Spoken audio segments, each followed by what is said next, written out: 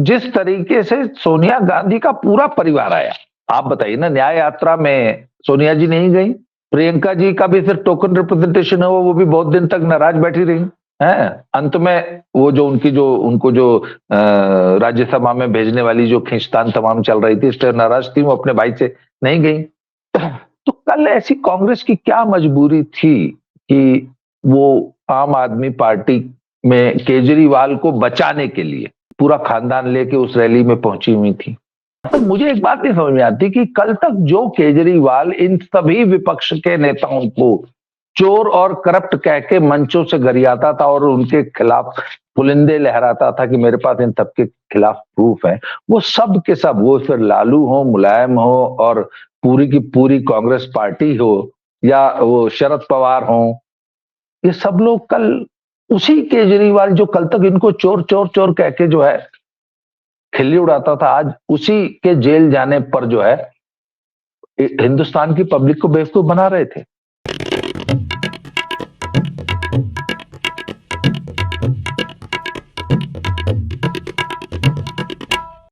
नमस्ते, आप सभी का स्वागत है आज के इस कार्यक्रम में। और आज हम फिर से बात करेंगे केजरीवाल की, दिल्ली की, पंजाब की, केजरीवाल के पंजाब की। और हमारे साथ बात करने के लिए एक बार फिर से हम लाए हैं बाबा रामदास जी को। बाबा रामदास जी को अब तो आप पहचान ही गए होंगे, आपका पूर्वाश्रम नाम अजीत सिंह है और आपका भी एक बड़ा अच्छा चैनल है जिसको आप देख सकते हैं। उस पर आप जो है सामयिक विषयों पर कई बात करते हैं। इसका नाम है बाबा की खरी खोटी। वैसे एक पुराना चैनल था दद्दा की खरी खरी, उस पर आजकल आप सक्रिय नहीं है, लेकिन बाबा की खरी खोटी पर सक्रिय है।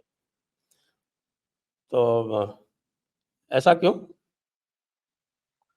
वो सर वो डीमोनेटाइज हो गया था। बाबा दद्दा की जो खरी खरी थी ना, वो उस पर कम्युनिटी स्ट्राइक आ गई थी, तो वो डीमोनेटाइज हो गया। उसमें लगभग उस वक्त भी 90,000 के आसपास सब्सक्राइबर हो गए थे मेरे। फिर वो डीमोनेटाइज हो गया, फिर हमने ये बना लिया, तो फिर व्यूअरशिप इस पे आ गई, तो ठीक चल रहा है। वो फिर वापस मोनेटाइज हुआ नहीं। अच्छा अच्छा अच्छा अच्छा। चलिए, तो जो लोग भी देख रहे हैं तो बाबा की खरी खोटी पर भी आप जाइए और उसको भी आप लोग सब्सक्राइब कीजिए। और आज हम बात करेंगे केजरीवाल जी की। तो केजरीवाल जी में कुछ विशेष गुण तो हैं, आपने देखे होंगे अवश्य। आज उन्होंने इतना अच्छा लीडरशिप, इतनी अच्छी लीडरशिप दिखाई कि कहा कि मैं तो जानता ही नहीं विजय नायर को, ये तो आतिशी को रिपोर्ट करता था, सौरभ भारद्वाज को रिपोर्ट करता था। वैसे उनको 15 दिन के लिए रिमांड में भेज दिया गया है, लगता नहीं कि जमानत होगी उनकी आसानी से। तो आप क्या देखते हैं, अब आम आदमी पार्टी में क्या होगा, तुक्का फजीहत? सर देखिए, मुझे ऐसा लगता है कि एक तो वो गए, आज जेल चले गए। मैंने सुना बैरक नंबर 5 उनके लिए तैयार कर दी गई है और वो रिपोर्ट कर दिया है उन्होंने। और मुझे ऐसा लगता है सर कि ये इन्होंने आज जो आतिशी का और सौरभ भारद्वाज का नाम लिया है ना, ये तो सरेआम सिर्फ और सिर्फ जस्ट टू प्रिवेंट देम, क्योंकि ऐसा लग रहा था कि आम आदमी पार्टी की दिल्ली इकाई में जो खींचतान चल रही है और आम आदमी पार्टी का एक वर्ग जो था, जो कि सुनीता केजरीवाल की ताजपोशी में बाधा बना हुआ था। नहीं तो सच्चाई ये है सर कि अगर ये संभव होता, जैसे लालू जी ने राबड़ी को सौंप दी थी ना सत्ता, और बड़ी आसानी से सौंप दी, क्योंकि सर उसके मैं 2 कारण मानता हूं कि जब लालू ने राबड़ी को सत्ता सौंपी तो केंद्र में उनके फेवर की सरकार थी। सौंप ये भी देते, परंतु यदि एलजी और केंद्र सरकार का डंडा दिल्ली में न रहा होता और जिस प्रकार का प्रचंड बहुमत आम आदमी पार्टी पंजाब में एंजॉय करती है या दिल्ली में एंजॉय करती है, इसके बावजूद आज तक सुनीता केजरीवाल की ताजपोशी नहीं करा पाए। क्यों? क्योंकि वो जानते हैं कि न तो पार्टी इसके लिए सहमत हो रही है, और आई थिंक उसको दिल्ली की जो लुटियन दिल्ली की जो सेंट्रल गवर्नमेंट फोर्सेस हैं, वो बीच में अड़ंगा लगा रही होंगी पर्दे के पीछे। तो आतिशी या सौरभ हो सकता है उसमें दावेदार होंगे, तो ऐसा आई थिंक उनका रास्ता रोकने का काम किया है केजरीवाल ने। और सर मैं ये मानता हूं कि केजरीवाल जो है ना, वो उसका केजरीवाल का फ्यूचर तो कम से कम खत्म है सर। अब देखिए, अब सुनीता भाभी जो है कितना उनकी पार्टी को संभाल लेती हैं या क्या चला पाती हैं, तो ये आने वाला समय बताएगा। पर फिलहाल तो सर जेल गए 15 दिन के लिए, और मुझे नहीं लगता कि जमानत तो नहीं है होगी सर। तो जमानत तो कैसे ये होगी तो जब बाकी किसी की नहीं हुई, हाँ जी सिसोदिया की नहीं हुई, संजय सिंह की नहीं हुई, सत्येंद्र जैन की तो, और भी उनकी तो ईडी का केस भी नहीं है, उसमें भी नहीं हुई उनकी। जी इधर से तो सीबीआई का ही केस है वो, उनकी ही नहीं हो रही है, तो ईडी के केस वालों की जी। कैसे होगी? हम्म। तो फिर कैसे चलेगा? ये पार्टी जो है ये राष्ट्रीय स्तर पर कैसे चलेगी? वैसे भी पिछली बार भी जब हमने डिस्कस किया था तो पंजाब में भारतीय जनता पार्टी जो है वो बढ़ती चली जा रही है और ऑटोमेटिकली बढ़ती चली जा रही है। सिटिंग एमपीज़ छोड़ के आ रहे हैं, बीजेपी ज्वाइन कर रहे हैं, तो यदि इस तरह से रहा तो राष्ट्रीय स्तर पर कैसे चलेगी? एक बात। और दूसरी बात, वो कल की जो रैली हुई थी, वो क्या थी? सर कल की रैली मुझे भी समझ में नहीं आई, क्योंकि वो एक ऐसा पॉलिटिकल इवेंट था जिसका कोई सिर पैर नहीं था। पहली बात तो लोग कह रहे हैं ना इंडिया अलायंस, इंडिया, सर वो इंडिया अलायंस की रैली थी ही नहीं, वो आम आदमी पार्टी की दिल्ली यूनिट की रैली थी। मैं उसको आम आदमी पार्टी की भी रैली नहीं मानता हूं, वह दिल्ली इकाई की रैली थी। और उसमें कल ऐसी कांग्रेस की क्या मजबूरी थी कि वो आम आदमी पार्टी में केजरीवाल को बचाने के लिए पूरा खानदान लेके उस रैली में पहुंची हुई थी। अच्छा, दूसरी चीज है सर कि जिस तरीके से, जिस बेशर्मी से सुनीता केजरीवाल को सोनिया गांधी के बगल में बैठाया गया, जिस बेशर्मी से वो हेमंत सोरेन और उस की पत्नी, और मैंने सुना है कि, मैंने देखा तो नहीं पर वो सुना है कि सिसोदिया की वाइफ भी वहीं थी, या शायद संजय सिंह की थी, या ऐसे जेल याफ्ता बहुत सारे आम आदमी पार्टी के नेताओं मंत्रियों की बीवियां भी उस मंच पे उपस्थित थी। पर जिस तरीके से सर भगवंत मान को पीछे बैठाया गया, पहली बात सर, इस बात का पंजाब में बहुत बुरा माना गया है। अच्छा। मैं आपको पंजाब की प्रतिक्रिया बता रहा हूं, जी, जी, जी। क्योंकि सर एक बात बताइए ना, सच पूछा जाए तो उस पूरे मंच पे सिटिंग चीफ मिनिस्टर भगवंत मान के अलावा और कौन था? कोई भी नहीं। कोई भी नहीं था, करेक्ट। और सर क्या भगवंत मान, जितने भी लोग मंच पे सामने बैठे थे, उसके लिए एक कुर्सी और लगवाई जानी चाहिए थी, क्योंकि he is the chief minister of Punjab. He is protocol not की भी ओनली ए यही chief demand, minister, not protocol only की भी दैट यही सर, डिमांड। सर जब भगवंत मान दिल्ली में आते हैं तो वो पंजाब के मुख्यमंत्री बन के आते हैं। सर मैं भगवंत मान का एक बात बताऊं, आई am not an Aam Aadmi Party supporter, I am not a Bhagwant Mann fan, but I am living in Punjab for the last 15 years. Sir मैं आज भी ये मानता हूं कि पंजाब आज भी हमारे देश का मुकुट है, सिरमौर है, ताज है। सर मैं आज सुबह ही एक मैंने वीडियो में कहा है कि हाथी अगर कमजोर भी हो जाए ना, तो भी वो भैंस नहीं हो जाता, कमजोर हाथी भी रहता हाथी ही है। सर एक बात बताऊं आपको, पंजाब पंजाबी है, और ये हिंदुस्तान के जितने भी डेवलप्ड स्टेट्स हैं सर, स्टैंडर्ड ऑफ लिविंग और उमंग, खुशी, हैप्पीनेस, एवरीथिंग, सर पंजाब आज भी देश का सिरमौर राज्य है। जो प्रॉस्पेरिटी आज भी आपको पंजाब में दिखाई देगी ना, बड़े बड़े स्टेट्स मुकाबला नहीं कर सकते। तो सर जब भगवंत मान दिल्ली जाते हैं या किसी कार्यक्रम में जाते हैं, ही represents Punjab, he is not simply कठपुतली लीडर ऑफ आम आदमी पार्टी, वो उनकी इंटरनल पॉलिटिक्स में होंगे। Otherwise he was, yesterday he was representing Punjab, so he should have been seated in the front row, and मैंने तो देखा कि he was struggling for a chair in the second row. Sir Atishi Marlena की क्या औकात है भगवंत मान के सामने है या सौरभ भारद्वाज की? खैर, तो सर ये इस चीज का पंजाबियों ने कल बहुत बुरा माना है कि their chief minister was not treated with respect in that rally. और सर तीसरी बात बताऊं आपको, कल जो जिस तरीके से सुनीता जी ने वो जो 6 गारंटीज का जिक्र किया, तो वो तो आम आदमी पार्टी का मैनिफेस्टो पढ़ रही थी और बाद में उन्होंने स्पष्टीकरण भी दिया कि हमने ये आम आदमी पार्टी ने जो है या हम लोगों ने इंडिया अलायंस से इस पे कोई सहमति नहीं ली है, इसके लिए हम पहले ही एडवांस में माफी मांग लेते हैं। अरे आपने जो 6 गारंटीज दी उससे पहले आपने किस इंडिया अलायंस के किस घटक दल से या किससे कंसल्ट किया कि हम ये गारंटीज दे रहे हैं? क्या हमारा एजेंडा है या इंडिया अलायंस का एजेंडा है?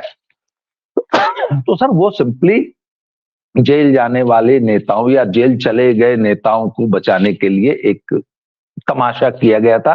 इसका कोई पॉलिटिकल महत्व नहीं है। और उतनी वैसी छोटी छोटी रैली, कितने लोग थे उसमें? मुझे तो बताया गया है कि हार्डली 5,000 लोग थे। कुछ लोग कह रहे थे 10,000 थे, पर नहीं, 10,000 नहीं थे। कुर्सियों पे 10,000 लोगों को बैठा लेना बहुत बड़ा काम होता है और पीछे की आधी से ज्यादा कुर्सियां खाली थी। ये भाषण के दौरान मैंने एक फोटोग्राफ में देखा है, ड्रोन शॉट में। तो सर ये कुछ नहीं है, वो कल की rally it was a farce, it was. अच्छा सर मुझे एक बात नहीं समझ में आती कि कल तक जो केजरीवाल इन सभी विपक्ष के नेताओं को चोर और करप्ट कह के मंचों से गरियाता था और उनके खिलाफ पुलिंदे लहराता था कि मेरे पास इन सबके खिलाफ प्रूफ है, वो सब के सब, वो फिर लालू हो, मुलायम हो और पूरी की पूरी कांग्रेस पार्टी हो या वो शरद पवार हो, ये सब लोग कल उसी केजरीवाल जो कल तक इनको चोर चोर चोर कह के जो है खिल्ली उड़ाता था, आज उसी के जेल जाने पर जो है हिंदुस्तान की पब्लिक को बेवकूफ बना रहे थे। सर कितना जल्दी समय बदलता है ये देखिए ना, बहुत पुरानी बात नहीं है जब केजरीवाल इन सबको करप्ट और चोर बताया करते थे और कहते थे कि इनको जेल में क्यों नहीं डाल रहे, तो रैली करके बोलते थे। हाँ, और सोनिया गांधी को जेल क्यों नहीं डाल रहे और ईडी कर क्या रही है और सीबीआई कर क्या रही है, मजाक बना रखा आप लोगों ने देश का, अरेस्ट क्यों नहीं करते, जेल में क्यों नहीं डालते? आदमी तो मना करेगा ही कि मैं तो ईमानदार हूं, तुम्हारी एजेंसियां क्या कर रही हैं? और आज वही एजेंसियां जब उसको जेल में पकड़ के डाल रही है तो वही सोनिया गांधी जो है वो केजरीवाल के पक्ष में रैलियां कर रही हैं। सर इन्होंने भारत की जनता को बेवकूफ समझा हुआ है। खैर सर ये तो कल की रैली है और मैं इसको बहुत ही घटिया सी एक कोशिश मानता हूं लोगों को बेवकूफ बनाने की कि भैया लोकतंत्र खतरे में है और एजेंसीज का दुरुपयोग करके विपक्ष के नेताओं को जेल में डाला जा रहा है। जबकि कल मोदी जी ने वो मेरठ में जो रैली की है और कल जो है उन्होंने एक इंटरव्यू दिया है किसी साउथ के चैनल को, उसमें उन्होंने बिल्कुल स्पष्ट कर दिया कि भाई हमको तो जनादेश ही यह है कि हम भ्रष्टाचार के खिलाफ निर्णायक कार्रवाई करें और हम करेंगे। और कहते हैं ईडी हमने तो नहीं बनाई थी, ईडी तो तुमने ही बनाई थी, अब ईडी पहले काम नहीं करती तो उसका जवाब तुम दोगे। अगर ईडी ने बीजेपी के भ्रष्ट नेताओं को नहीं पकड़ा था तब तो तुम बताओ ना क्यों नहीं पकड़ा था? हमारे जमाने में ईडी काम कर रही है और जो भी भ्रष्ट है चाहे वो किसी पार्टी में चाहे किसी भी पोजीशन में बैठा है वो पकड़ा जाएगा तो जेल जाएगा। मोदी जी ने कल अपना एजेंडा स्पष्ट कर दिया है और ललकार के कहा है कि भैया मैं तो भ्रष्ट लोगों को ऐसे ही जेल में ठूंस दूंगा, ऐसे ही लोग जेल जाएंगे। तो सर ये तो चलिए कल की रैली तो हो गई। सर आम आदमी पार्टी की जो असली पॉलिटिक्स चल रही है ना वो चल रही है सर पंजाब में।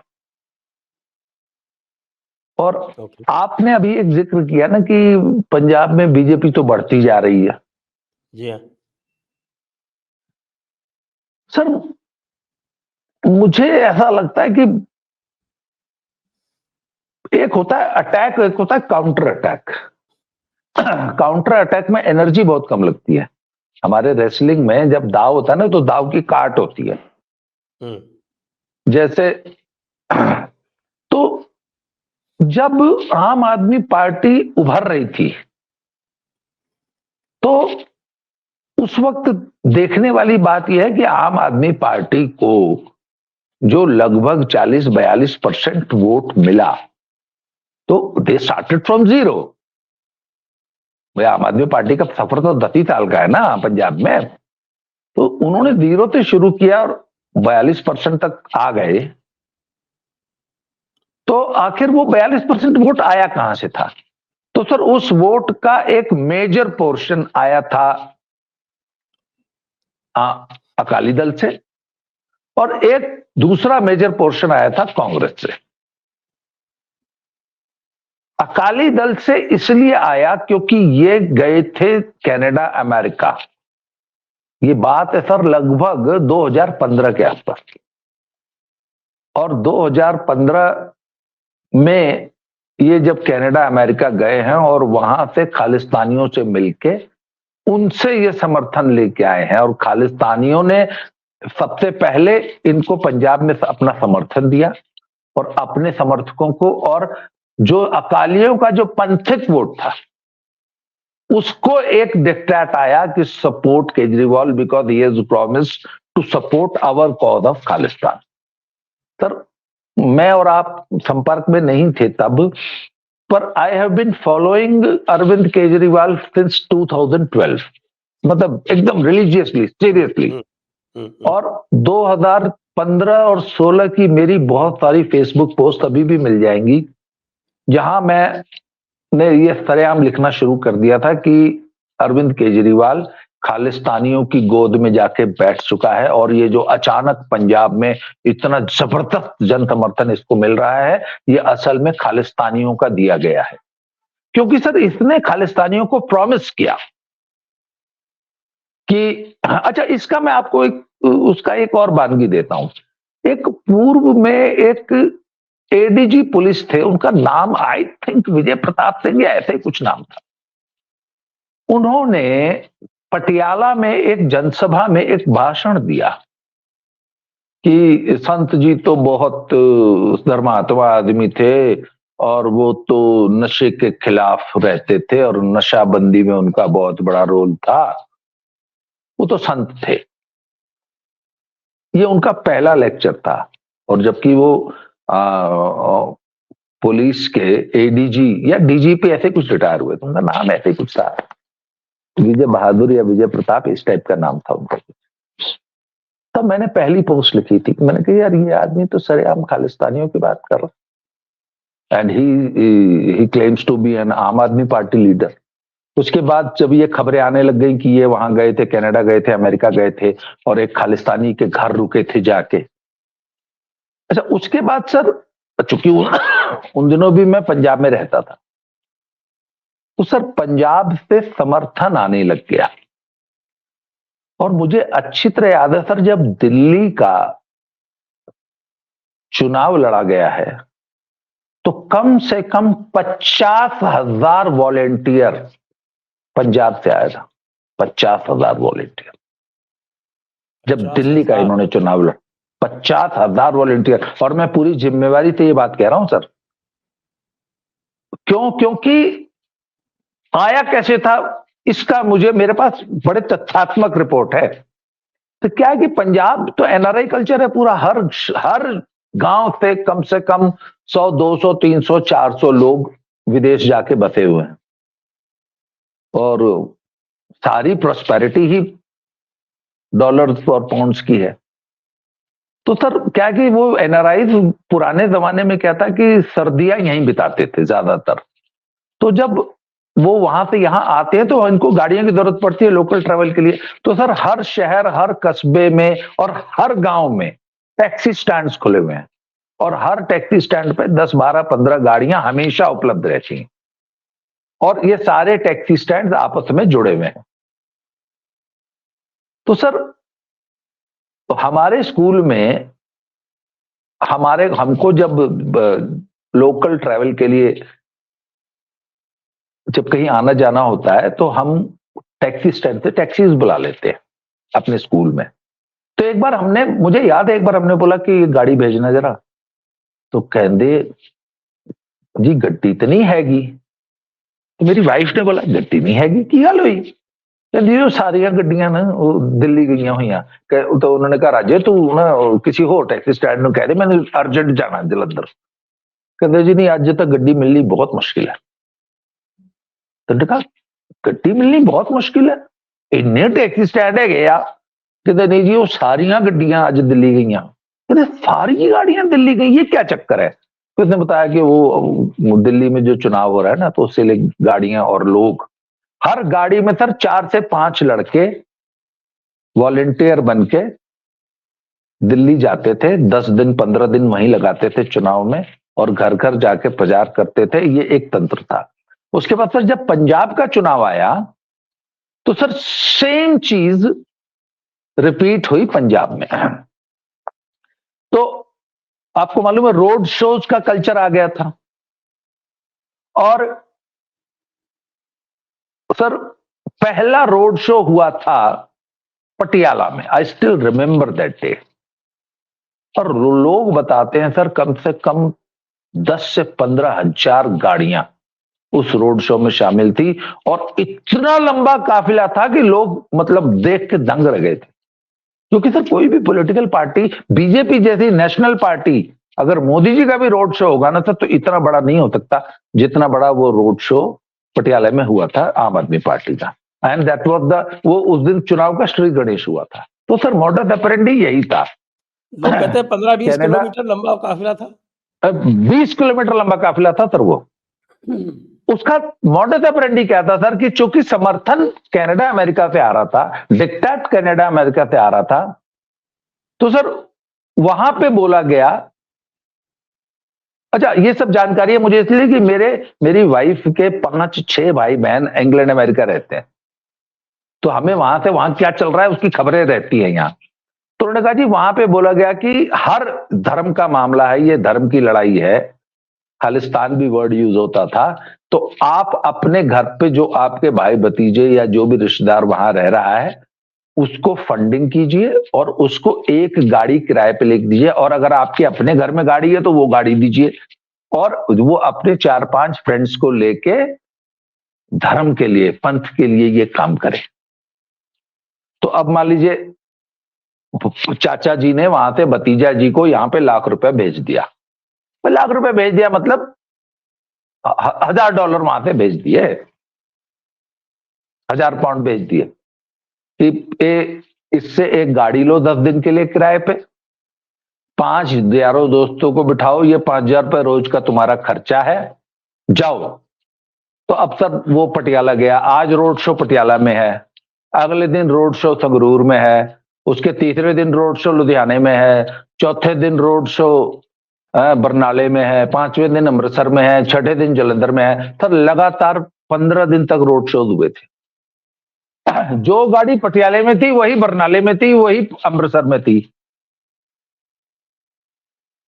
सर अब आप देख लीजिए ना। अच्छा उसके बाद sir they had set up hundreds of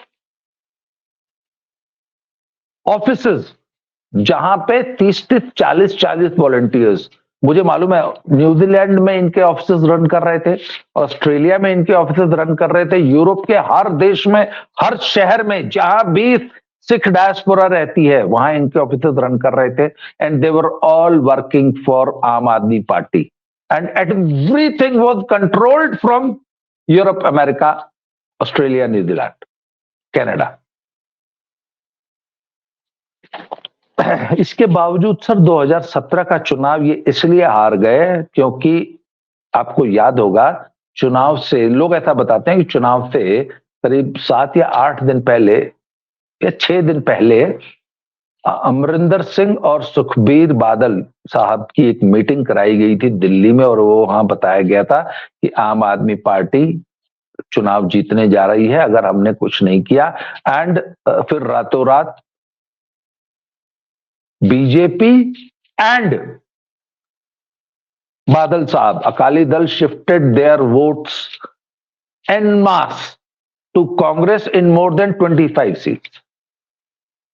okay. और उसके बाद मौड़ मंडी वाला एक बम विस्फोट हुआ था, आपको याद होगा।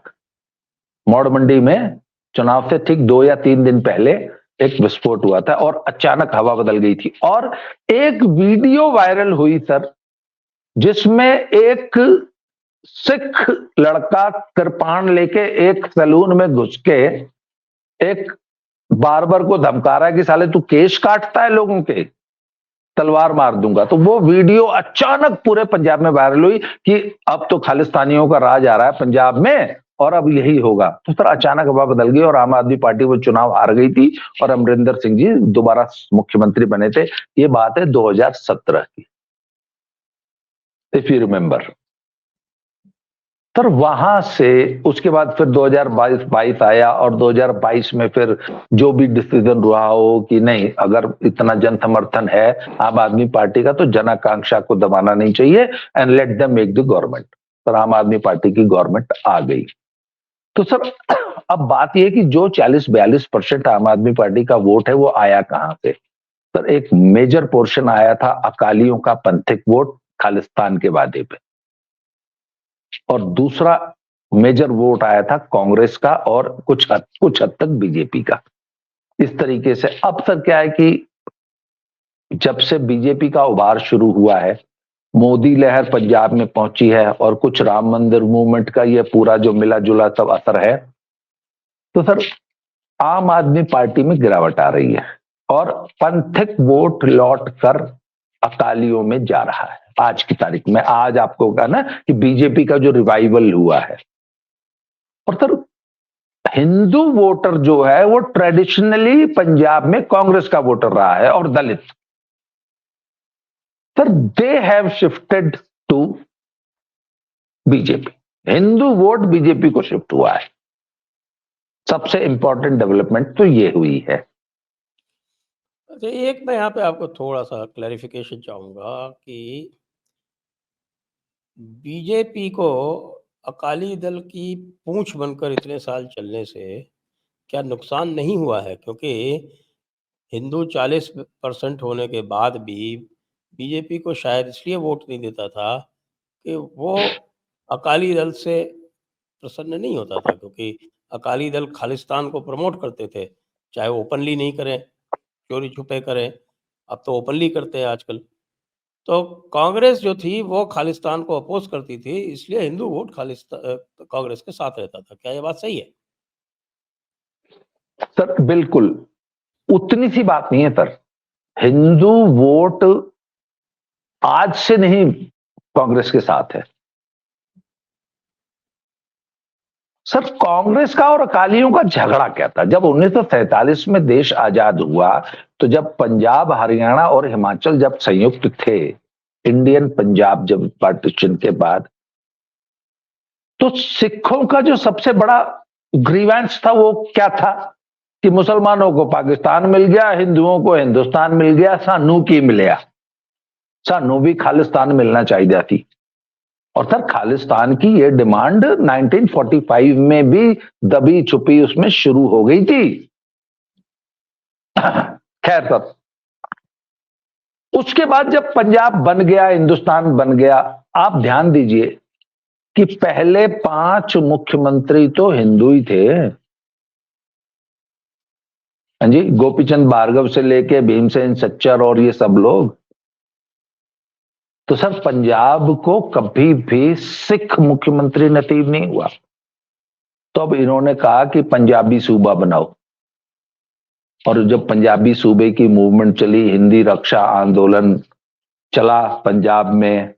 जब अच्छा, हिंदी रक्षा आंदोलन क्या था? मेरे फादर हिंदी रक्षा आंदोलन के बड़े लीडर रहे हैं पंजाब में उन दिनों। तो वो कहते थे कि पंजाबी स्पीकिंग एरियाज जो हैं वो पंजाब में रहेंगे।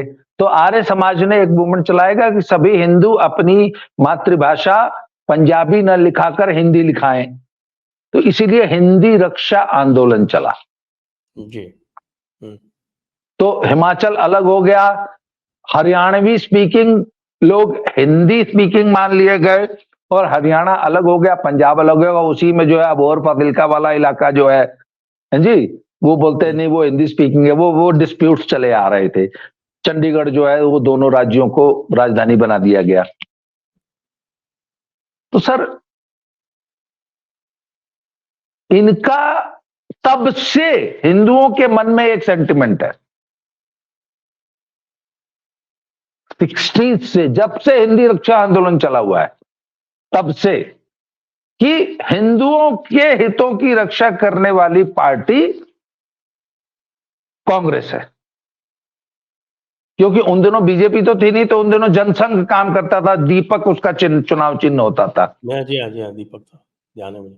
तो सर, हिंदुओं में कांग्रेस के प्रति जो सहानुभूति है वो तब की है। अच्छा, फिर क्या हुआ? तब सिखों की सत्ता आ गई पंजाब में, सिख मुख्यमंत्री बनने लगे, और फिर तो एक तरह से अघोषित पॉलिसी बन गई कि जट सिख ही पंजाब का मुख्यमंत्री बनेगा। बेशक कई बार कुछ लोग अन्य भी बने हैं, परंतु ज्यादातर जैसे हरियाणा के जाटों का एकाधिकार है कि भैया सीएम तो जाट ही रहेगा हरियाणा में, उसी तरह पंजाब में जट सिख रहेगा। तो सर, एक चीज और बताऊं आपको, हरियाणा का तो टूट गया। वो तो मोदी जी तो यही सब स्टीरियोटाइप तोड़ने के लिए जाने जाते हैं ना। सर, एक बात और बताऊं आपको, ये पंजाब की एक कहानी बताता हूं कि पंजाब का कोई एक नेता किसी काम के लिए किसी हिंदू को लेके किसी सिख लीडर के पास चला गया, तो उस सिख लीडर ने मुंह पे ही ये जवाब दिया कि क्या सिंगनिया ने पुत जमने बंद करते, तू ये मोने को ने लेके आ गया। पर ये बड़ा कड़वी सच्चाई है पंजाब की, और यही सेम सच्चाई हरियाणा की है कि वहां पे बंसीलाल ने बोल दिया था कि जाटियों ने छोरे जमने बंद कर दिए के, जो मैं इनका काम करूं। पर ये सेंटिमेंट हरियाणा पंजाब में दोनों जगह था कि सिंगनियों मतलब अगर सिख लीडरशिप है तो वो हिंदुओं और मोनों के काम नहीं करती थी, या तो सिंगनियों ने पुत जमने बंद कर दिए क्या।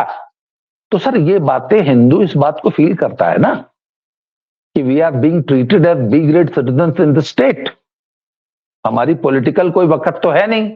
तो सर, उनको पॉलिटिकल वक्त पता है कब मिलती थी? जब कांग्रेस सत्ता में रहती थी। और दूसरा, सर, कांग्रेस के बारे में एक बात कही जाती कि ये प्रो बिजनेस पार्टी है। एक चीज और बताऊं, जब भी अकालियों की गवर्नमेंट आती है पंजाब में तो प्रॉपर्टी के रेट्स गिर जाते हैं, बिजनेस कम्युनिटी खुश नहीं रहती। परंतु जैसे ही कांग्रेस वापस सत्ता में आती है, प्रॉपर्टी के रेट ग्रो करने लगते हैं।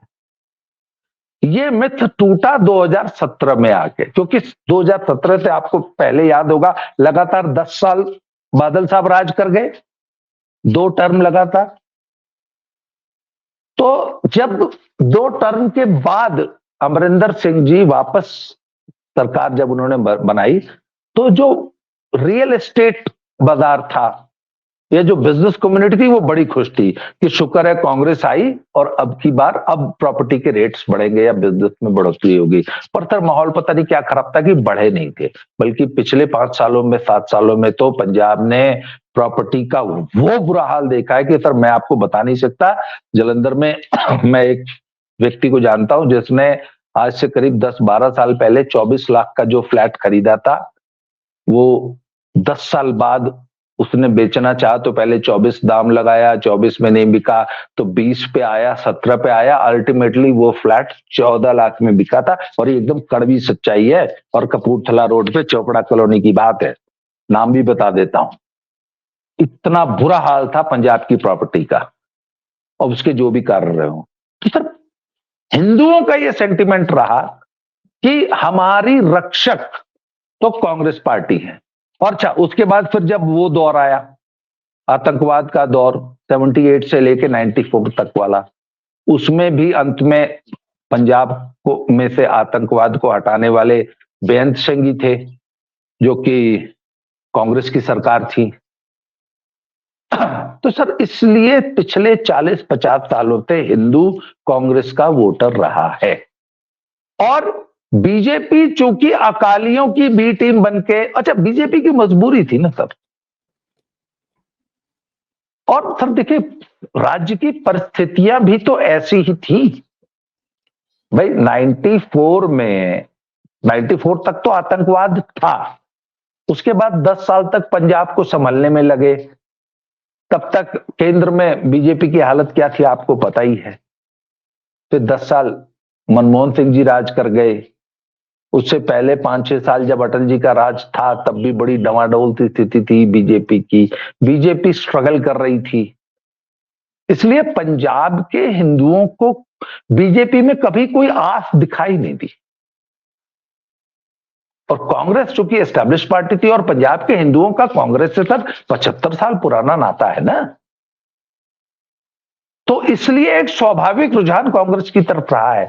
75 साल में सर पहली बार ऐसा हो रहा है कि पंजाब का हिंदू कांग्रेस छोड़ के अब बीजेपी की तरफ देखने लग गया है, क्योंकि now they see a very strong leadership. मैं आपको कल का इंसिडेंट बताता हूं सर। पंजाब में मैं आपको बता रहा हूं कि पिछले 4 साल से लगातार धरने, प्रदर्शन, हड़ताल, ये चक्का जाम वो चक्का जाम चल रहा है। तो कल उधर मोगा साइड ना एक जगह वो हरी पगड़ी बांध के कुछ किसान नेता पता नहीं किसी लोकल मुद्दे पे रोड घेर रखी थी, तो जाम लगा हुआ था। तो उस जाम में 2 लड़के आपस में, 2 बुजुर्ग आपस में बात कर रहे थे कि वाकई बीजेपी लियानी पैनी, इन्होंने तो पंजाब का बेड़ा गर्क करता। रोजाना चक्का जाम। तो सर आम आदमी भी इस एनआरकी से दुखी हो गया। इसलिए अच्छा, उनको एक बात समझ में आ गई है कि अगर पंजाब की तरक्की करनी है, पंजाब को इस नरक से निकालना है, पंजाब जो ये इतना पिछड़ता जा रहा है, पंजाब का जो बुरा हाल हुआ है, इसको अगर ऊपर निकालना है तो सिर्फ बीजेपी ही इसको ऊपर ला सकती है और मोदी को ही लाना पड़ेगा। ये पंजाब में आज सिखों में भी आम सेंटिमेंट है। सिर्फ जो रेडिकल सिख्स है या जो इनका पंथिक वोट है, इसको निकाल दिया जाए, और सर उसकी संख्या 20-25% से ज्यादा नहीं है। नहीं तो ये कांग्रेस का परिवर्तन क्यों हुआ? ये राहुल गांधी की बेवकूफ़ी कि कांग्रेस जो है वो भी रेडिकल्स को चेस करने चली गई, अमरिंदर को किनारे कर दिया जो कि रेडिकल्स के खिलाफ रहता था, और केजरीवाल जो है उससे डर के किया इन्होंने। क्यों किया ऐसा? सर कांग्रेस की वही दिक्कत है कि इनके पास लीडरशिप नाम की चीज ही नहीं, और इनका एक तगड़ा लीडर था अमरिंदर सिंह। अच्छा आपको बताऊं, पंजाब में कुछ लोग तो कहते हैं कि बीजेपी ने सिद्धू को, नवजोत सिंह सिद्धू को जानबूझ के कांग्रेस में प्लांट किया था कांग्रेस को कमजोर करने के लिए। कुछ लोग जो कॉन्स्पिरेसी थियरिस्ट लोग, कुछ लोग होते हैं ना जो हर चीज में कॉन्स्पिरेसी ढूंढ लेते हैं, तो पंजाब में तो यहां तक भी बातें होती है, देख लेना सिद्धू वापस आ जाएगा बीजेपी में, ये तब बीजेपी ने भेजा सीगा है। पर सर जो भी था, पंजाब की जो कांग्रेस की लीडरशिप थी, इसमें सर आज इतनी जबरदस्त, एक तो लीडर है ही नहीं कोई, और सर राहुल गांधी से आप कोई लीडरशिप की उम्मीद कीजिए मत। राहुल गांधी नहीं ले सकते डिसीजन। अच्छा कल की जो दिल्ली वाली रैली, उसकी एक छोटी सी क्लिपिंग और आई, वो आपने सुनी है क्या? कौन सी? कल की, हाँ कल की जो सौरभ भारद्वाज संचालन कर रहा था ना कल वाली दिल्ली वाली रैली का, तो उसने अपने बगल में खड़े हुए किसी आदमी से पूछा कि अब अगला वक्ता राहुल गांधी को बुलाना है तो उसका क्या कह के मैं इंट्रोडक्शन कराऊं। तो सौरभ भारद्वाज पूछ रहा है, तो वो बगल में जो खड़ा बंदा है, वो सारी बात रिकॉर्ड हो गई है, चल रहा है ट्विटर पे है, वो क्लिपिंग आप देख लीजिएगा ढूंढ के। तो कहता है कि कह दे कांग्रेस के बहुत बड़े लीडर है, तो पीछे से एक कहता है कह दे पप्पू है तो तीसरा कहता है नहीं नहीं कह दे पूर्व अध्यक्ष है कांग्रेस के। तो सर राहुल जी से आप पंजाब जैसे स्टेट में सर किसी लीडरशिप की उम्मीद कीजिए मत। और आज पंजाब की सबसे बड़ी प्रॉब्लम है कि पंजाब में लोकल लीडरशिप बची ही नहीं है, कोई बड़ा टावरिंग लीडर नहीं है। और आज पंजाब के जितने बड़े लीडर हैं, बड़े, सर वो बीजेपी में आने का रास्ता ढूंढ रहे हैं। आपको पता है हमारे कपूरथला के एक बहुत बड़े रिंकू आ गया, ये आ गया, वो आ गया। अच्छा लेकिन ये केजरीवाल और भगवंत मान के बीच में क्या चल रहा है? केजरीवाल जो है पंजाब को कितने दिन तक अपने पास रख पाएंगे, या आम आदमी पार्टी क्या 2 भागों में बटेगी, और केजरीवाल का भविष्य क्या होगा? सर केजरीवाल से फैक्ट ये है कि पंजाब ने 2-3-4 महीने पहले ही पिंड छुड़ा लिया था, अब तो सिर्फ नाम मात्र का बचा है। अब केजरीवाल का sir, Kejriwal was ruling Punjab through Raghav Chadha, और आपने देखा है कि राघव चड्ढा ने अब पंजाब आना बंद कर दिया है। अब पंजाब को, अच्छा ये कब से हुआ सर शुरू, इसकी शुरुआत कब से हुई?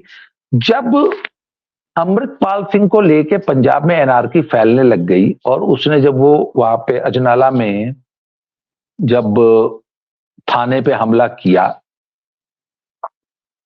उससे सर पंजाब सरकार की बहुत ज्यादा किरकिरी हुई, और it was a very low point for Punjab. तो ऐसा बताया जाता है कि फिर राहुल अपना अमित शाह जी के यहाँ पेशी हुई, और भगवंत मान को उन्होंने कह दिया कि अगर तुरंत एक्शन नहीं लोगे तो बर्खास्त कर देंगे, क्योंकि लॉ एंड ऑर्डर की स्थिति एकदम तुम्हारे यहाँ चरमरा गई। तो फिर तुरंत जो है एफआईआर दर्ज हुई, और अमृतपाल सिंह जी भगोड़े हो गए, और जानबूझ के पंजाब पुलिस ने सर जानबूझ के 1 महीना तक भगाया इनको, भगाते भगाते फिर एक दिन अरेस्ट किया और डिब्रूगढ़ भेज दिया। उसके बाद से सर राघव चड्ढा की एंट्री पंजाब में बंद कर दी गई। तब तक ये माना जा रहा था कि राघव चड्ढा जो है केजरीवाल के दामाद बनेंगे। ये तो और बहुत शादी की तैयारियां हो गई थी, कोई वीडियो परंतु भी लीक हो गया था उसमें तो। हाँ, ऑडियो लीक हो गया था सुनीता भाभी का। और the way he was growing in आम आदमी पार्टी, उससे ये एविडेंट था कि वाकई वो दामाद बनाने वाली बात सच थी। The way he was sent to Rajya Sabha, या the way he was dealing Punjab में आके सर पैरेलल गवर्नमेंट चल रहा था ना, वो एक पैरेलल पावर सेंटर डेवलप हो गया था पंजाब में। तो आप ध्यान दीजिएगा कि जब अमृतपाल अरेस्ट होकर डिब्रूगढ़ गए, उसके बाद से फिर राघव चड्ढा की पंजाब में एंट्री बंद हो गई, क्योंकि आई थिंक भगवंत मान got this courage from Delhi उस वक्त, और तभी से पंजाब में ये खबरें उड़ गई कि नहीं, अब तो पंजाब भगवंत मान साहब की अमित शाह और मोदी जी से बड़ी अच्छी ट्यूनिंग है, और मोदी जी ने, अमित शाह ने भगवंत मान को अभय दान दे दिया है। और तभी से सर राघव चड्ढा की एंट्री बंद हुई। उसके बाद राघव चड्ढा की शादी हो गई, फिर राघव चड्ढा अपने हनीमून में और शादी की तैयारियों में मेहंदी वेंदी लगवाने में, हल्दी वल्दी लगवाने में बिजी हो गया। तब से केजरीवाल का दखल पंजाब में बहुत कम हो गया है, अब तो ना के बराबर रह गया। अब तो सिर्फ एक ही दखल है कि वो फोन करते हैं तो भगवंत मान साहब अपना किराए का हवाई जहाज लेके चले जाते हैं और उनको घुमा के ले आते हैं, बस इतना रह गया है। लोग बताते हैं कि जो सूटकेस जाया करते थे दिल्ली, वो अजाने 1.5 साल पहले बंद हो चुके हैं। तो सर आज की तारीख में, हाँ आज की तारीख में सर 8 टिकट अब तक भगवंत मान ने बांटे हैं, और 8 भगवंत मान ने बांटे हैं, उसमें दिल्ली का कोई से नहीं। और जो लोकल लीडरशिप है आम आदमी पार्टी की, उसका ये मानना है, उसका ये कहना है कि जब दिल्ली वाले आके पंजाब में अपना डिक्टेट चलाते हैं तो इससे पंजाबी लोग बहुत बुरा मानते हैं। उसका एक कारण है सर कि पंजाब में ना sir, anybody who does not speak Punjabi is a भैया। कोई भी जो पंजाबी नहीं बोलता उसको भैया बोल देते हैं। तो इनकी सबसे बड़ी शिकायत ये थी कि यूपी के भैया आके हमें डिक्टेट करते हैं। लाइक आपको ध्यान होगा चुनाव से पहले संजय सिंह, दुर्गेश पाठक, आम आदमी पार्टी के कन्वीनर मिस्टर केजरीवाल और राघव चड्ढा, ये 4 लोग थे ना जो पंजाब में आके जिनका दखल था। 2022 के चुनाव में टिकट बांटे थे राघव चड्ढा ने, और राघव चड्ढा पे आरोप लगे थे कि ये इसने टिकट बेची थी। और बहुत सारे ऐसे भी केसेस हुए थे जहां पे जिसकी टिकट कट गई उसके समर्थकों ने नारे भी लगवाए थे, इसको मारने के लिए भी दौड़ाया था, पुलिस ने बड़ी मुश्किल से इसको प्रोटेक्ट किया था और गाड़ी में बिठा के ले गए थे। ये मोहाली की बात है। इसके अलावा सर दुर्गेश और संजय सिंह के ऊपर ऐसे आरोप लगे कि उन्होंने पंजाब की कुछ लेडीज के साथ दुर्व्यवहार भी किया है और मतलब टिकट देने के नाम पे यौन शोषण भी किया गया है कुछ नेत्रियों का। और एक नेत्री के बारे में तो यहां तक कहा जाता है कि उसने इसी तरीके से टिकट हासिल किया और अल्टीमेटली वो एमएलए बन गई। और एक नेत्री ने आरोप लगाया कि मुझसे पैसे मांगे गए और जब पैसे नहीं थे तो कहते कुछ और दे दो, खुश कर दो, और वो भी उसने नहीं किया तो उसके टिकट कट गई और फिर वो टिकट चड्डे ने बेच दी। तो सर ये इस प्रकार के जो आरोप है ना सर, ये बड़े मतलब माहौल को खराब करते हैं और पब्लिक में ये बातें दबी छुपी जुबान में होती है, जिसका पंजाबी कम्युनिटी बहुत बुरा मानती है कि दिल्ली वाले बैठ के हम पंजाबियों को डिक्टेट करें या हमारा चीफ मिनिस्टर दिल्ली वालों के अंगूठे के नीचे रहे या नेशनल मीडिया ये लिखे कि हमारा चीफ मिनिस्टर दिल्ली की कठपुतली है। या इफ यू रिमेंबर जिस दिन ये सीएम बना था तो भगवंत मान साहब ने जो है वो पूरा दंडवत हुए थे वो केजरीवाल के सामने और झुक के पैर छुए थे एकदम पंजे, याद है ना आपको? तो उसका कुछ लोगों ने बड़ा बुरा माना था कि तू दस्तार सजाई है, तू सिख तेरे उत्ते असी सिक्खी दा मान रखा होया ते ऐदां तू झुक के अपनी दस्तार जो है अपनी पगड़ी जो है किसी के पैरों में रख रहा है। तो उन्होंने कहा नहीं चलो बड़ा भाई है, यह है बुजुर्ग है, कहते फिर भी दस्तार दा मान रखो। सिखों को ये बुरा लगता है सर कि दिल्ली वाले केजरीवाल जैसे लोग हमारे चीफ मिनिस्टर को डिक्टेट करें या नेशनल मीडिया हमको कठपुतली बताए। और कल रही सही कसर वो उन्होंने जो भगवंत मान को जो दूसरी से लाइन में बिठा दिया जबकि he should be seated in the front row with proper due respect. तो सर ये आम आदमी पार्टी आज की तारीख में पंजाब की जो इकाई है वो दिल्ली से मुक्त हो चुकी है। इस बार 8 टिकट जो अब तक है, बाकी 5 और भी। अच्छा एक चीज और बताऊं, दिल्ली तो ये चाहती थी कि इंडी अलायंस हो जाए और केजरीवाल चाहता था कि कम से कम 6 सीटें कांग्रेस को दे दी जाए, नहीं दी। भगवंत मान ने नहीं दी कि नहीं कोई पैक्ट नहीं होगा, एक भी नहीं चली। दिल्ली यूनिट तो चाहती थी कि इंडी अलायंस के तहत जो है वो कांग्रेस लड़े कम से कम 6 सीटों पे चुनाव, नहीं माना भगवंत मान। तो भगवंत मान ने तो 1 साल से सुननी बंद कर रखी केजरीवाल की।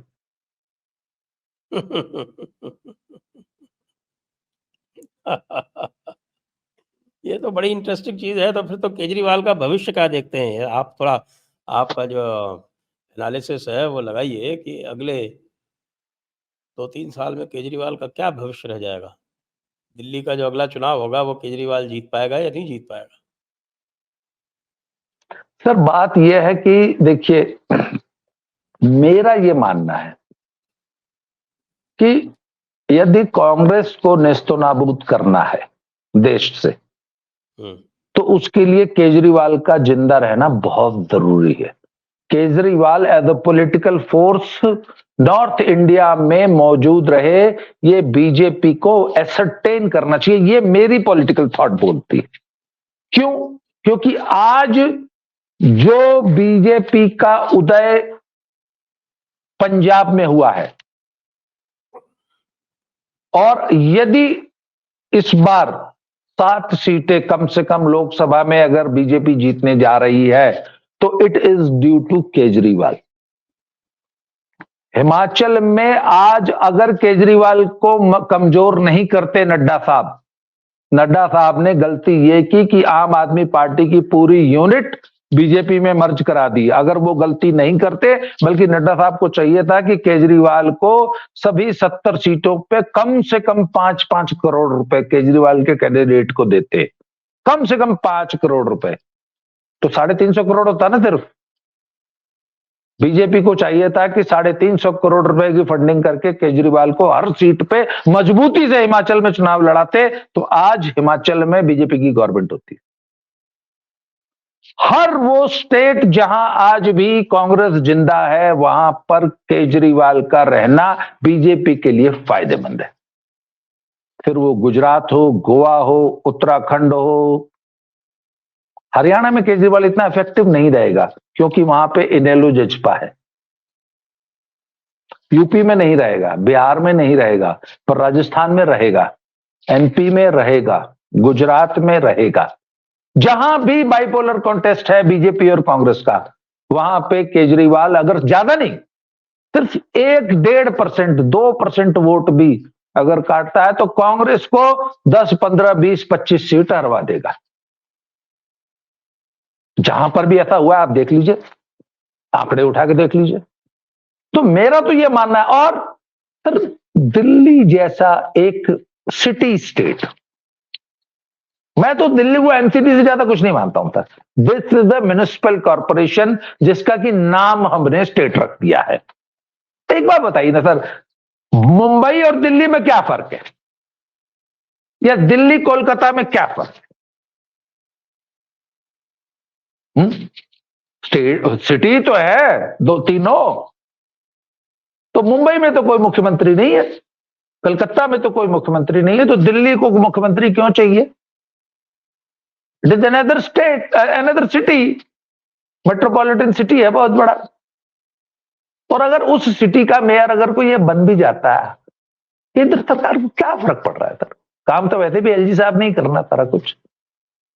तो मेरा ये मानना है कि केजरीवाल को बीजेपी को जिंदा रखना चाहिए और इतनी बड़ी पॉलिटिकल फोर्स बना के रखे जहां 2-3% वोट वो काट। अब आ जाए पंजाब में, तो आज बीजेपी को जो रिवाइवल हो रहा है वो it is due to Kejriwal, क्योंकि केजरीवाल ही वो, यस यस, क्योंकि केजरीवाल ही वो फोर्स था। सर एक बात बताऊं, एक बहुत मजबूत पिलर मान लीजिए खड़ा है, तो उसको एक बार अगर आपने जड़ उसकी हिला दी, फिर वो बिल्डिंग कमजोर हो जाती है।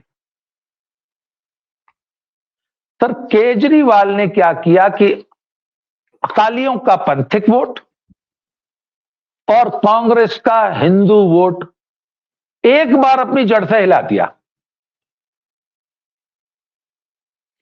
अब वापस जब जाएगा तो पूरा नहीं जाएगा सर, पंथिक वोट पूरा का पूरा अकालियों में नहीं जाएगा।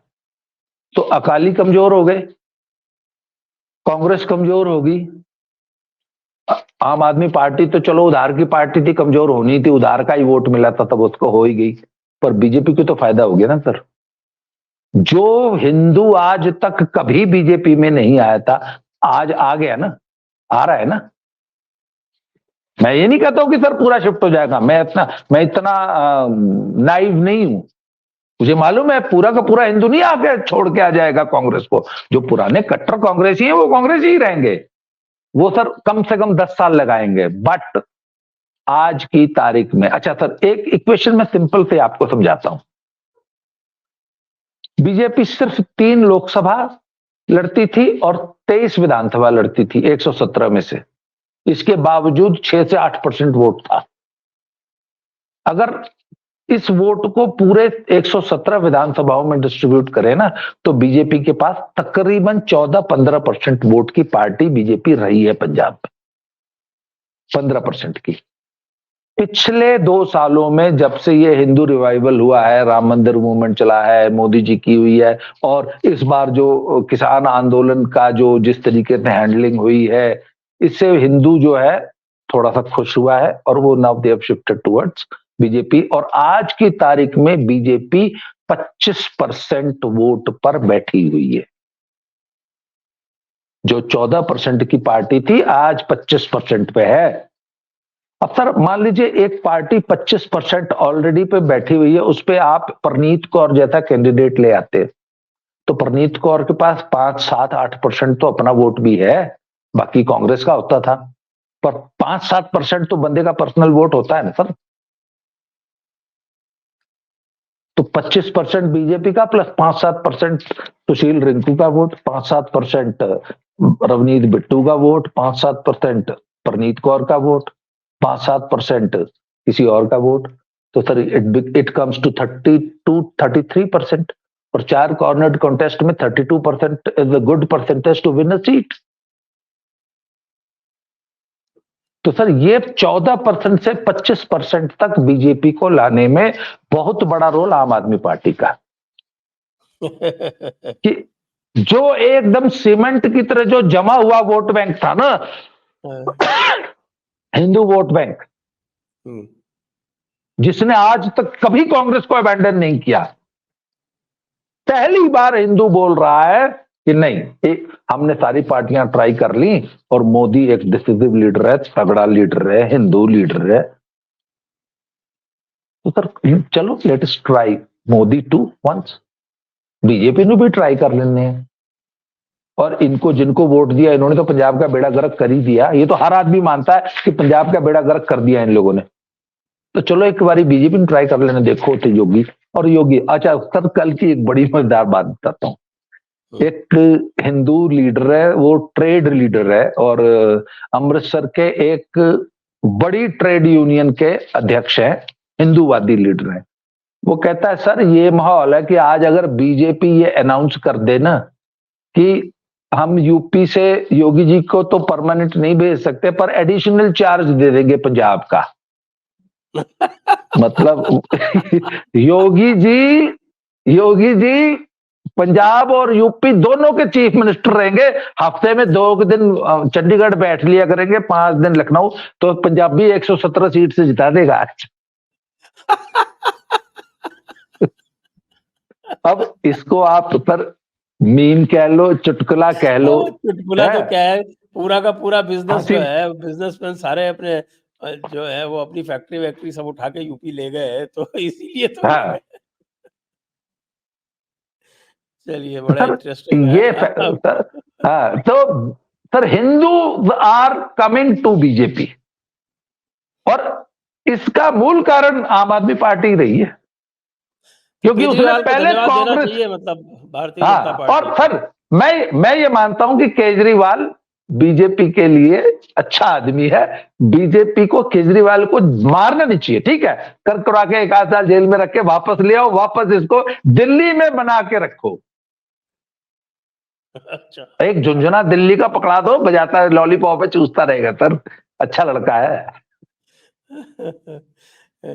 बहुत खूब, बहुत आपका अच्छा विश्लेषण था आज का। तो केजरीवाल जो है, वो केजरीवाल बेचारे अभी कुछ दिन तो तिहाड़ में रहेंगे, और बाकी जो है उन्होंने, जैसा आप कह रहे हैं कि भारतीय जनता पार्टी का भला ही किया है, बुरा नहीं किया है, तो लेकिन फिर भी राहुल गांधी की अक्ल देखिए कि वो केजरीवाल के साथ में गठबंधन बना रहे हैं। ना तो वो